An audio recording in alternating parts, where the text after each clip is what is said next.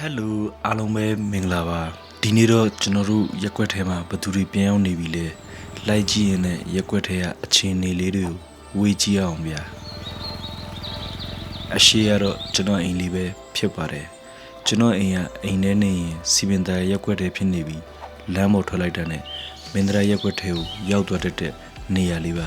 တကြောလုံးအဲ့အတိုင်းပဲမှုဘောလုံးပဲကန်ချင်းပဲခက်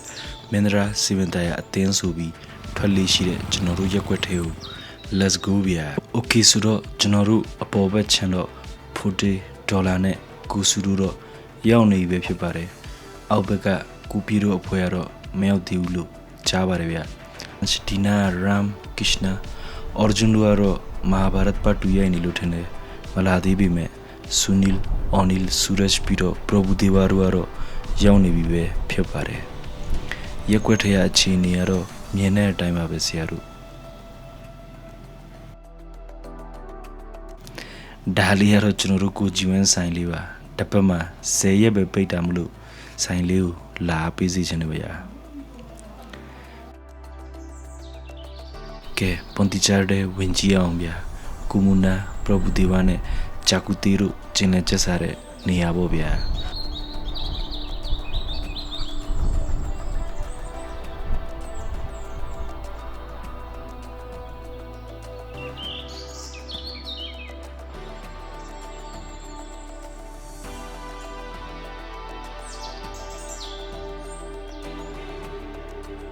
ဥက္ကဋ္ဌကိုဆိုင်လူနဲ့အပေါ်ဘက်ကညီကူတွေတော့မရောက်သေးဘူးလို့ပြောတယ်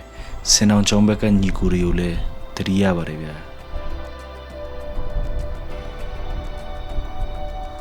မလီတန်ဒက်ဆရာစမီတို့လည်းရောက်နေပြီနော်မေ့နေတယ်ဗျာ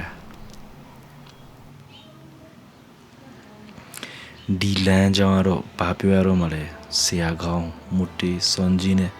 ဆရာဝစ်တို့ကြီးပြင်းတဲ့နေရာလေးပေါ့ဗျာဘသူမှတော့မရောက်ကြသေးပေမဲ့တတိယကဘာစစ်ဖြစ်ရင်တော့ဆိုင်ဖွင့်နေတဲ့ကူမော်ဟန်နဲ့ဂျမနိုင်း ChatGPT တို့ကဆရာလို့တော့တင်စားထားရတော့ကိုဟီရာမူနီတို့တော့ရောက်နေပြီဗျာကဲရက်ွက်တဲ့ဝေးပြီးဖះเจ้าမဝင်လို့တော့မဖြစ်ဘူးဆိုတော့ဖះเจ้าနဲ့ဝင်ကြည့်အောင်ဗျာကိုတခါချောင်းလဲစားဖွင့်နေပြီမို့ကလေးတွေကိုလည်းပို့ခြင်းပို့လို့ရပါပြီဗျာ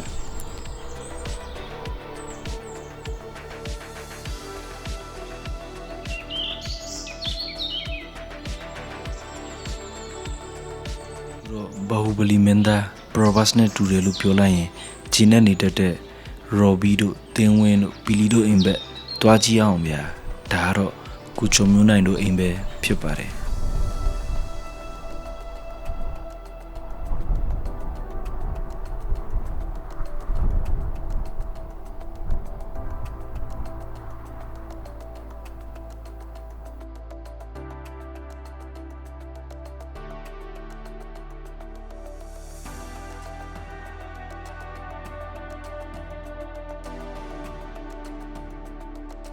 ဒါလီကတော့အားလုံးသိတဲ့အတိုင်းကိုဘူကီရိုအိမ်ပဲဖြစ်ပါတယ်အချိန်နေကတော့မြင်တဲ့အတိုင်းပဲဗျာ